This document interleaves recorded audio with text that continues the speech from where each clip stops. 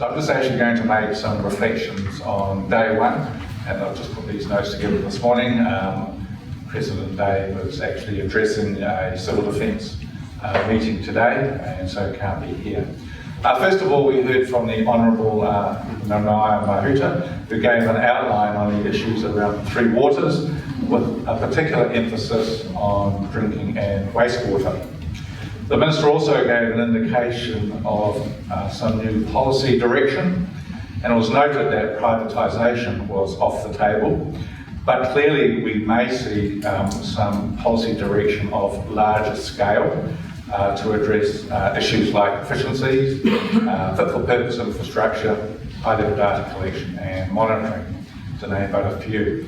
There was also commentary around cross-subsidisation with the larger scale, and to support that there were some indicative maps shown by the Minister of what could be. The thinking of options will continue later this year, that's already been indicated, with recommendations to Cabinet and then followed by legislation possibly in 2019.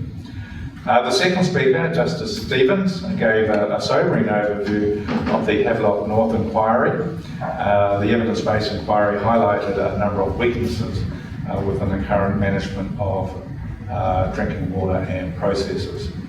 And I have to say, again, it might pay for someone to go back and read the outcomes of that inquiry as we move forward. Helen Wynne from the Department, from DIA, and Malcolm Alexander from LGNZ spoke about the funding of Three Waters infrastructure. And again, LGNZ's Water 50 project is about linkages between regulation, infrastructure funding, governance and management, etc. And I have to say, I'm not sure, it's been earlier this year, that was very pleasing to see the alignment between our project and work done by the various government agencies. So it's proved to be very, very beneficial. Malcolm then spoke about the co-regulation issue. Now that's actually LGNZ's current preferred methodology, and Malcolm also gave some examples in other network infrastructure that he's been aligned with in his previous career. Now, whether we actually succeed in that co-regulation space moving forward, we're not sure.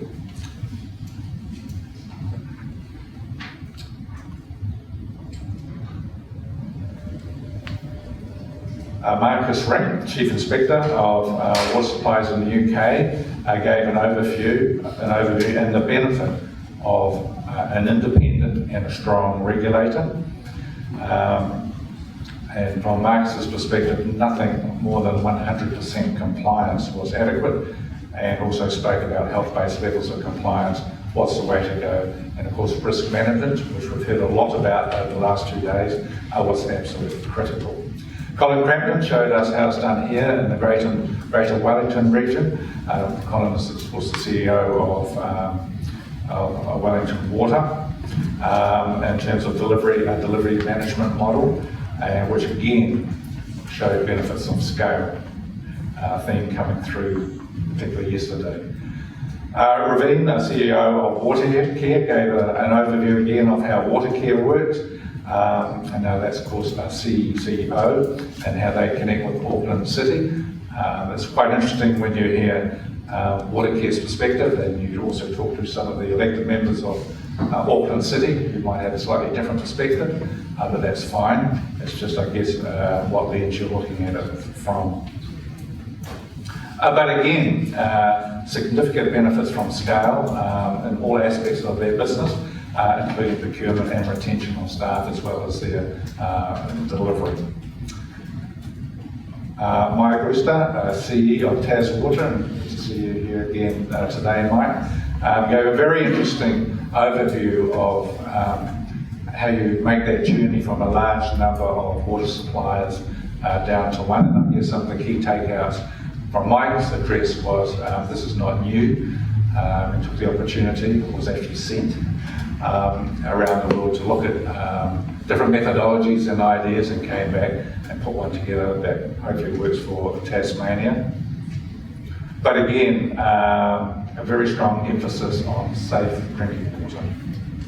Anton from Castalia gave a presentation on economic regulation. I have to say, it looked a little bit like the wiring map on the space shuttle for a while, but as we worked our way through it, it did become very clear that that is a critical part of this whole concept moving forward in economic regulation. And I guess some of the key points, and as also mentioned by others, is that where you start in terms of valuation is critical to where you end up at the end of that chain.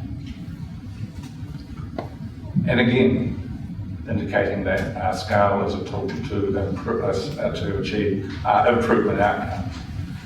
We also have to say that we've had ministers and senior officials engage early in this process at all levels, so at LGNZ level and through our sectors and zones. Ministers and senior officials have made their time freely available, and I have to say that is greatly appreciated at this point in time. But I have to say our local government sector often doesn't accommodate change that well. And so it's going to be really, really important as we move forward that all elected members, not just the mayors and CEs and all the senior management teams and all the staff, start to think about this and don't leave it till late this year or early next year when some of the legislation might come through and we find ourselves in front of select committees having a discussion. It's best we get engaged now and take that opportunity, because that opportunity is there and it is there now. Finally, I do want to recognise the great working partnerships between LGNZ, Water New Zealand in putting the summit together, and also with the very strong support from DIA. So thank you very much and have a safe journey home.